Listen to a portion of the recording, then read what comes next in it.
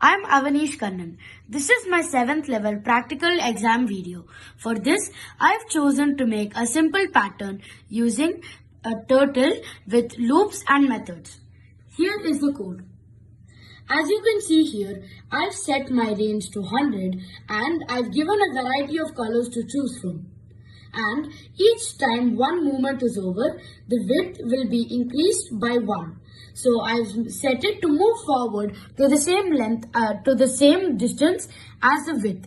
And every time it should move left 120 degrees. So for y in range, so this is a loop that will happen after my main figure is over.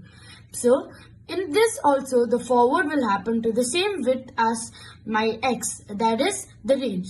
So here it will move right 130 degrees. And this main loop is to make sure that the turtle program keeps on moving. So now let's see how this works.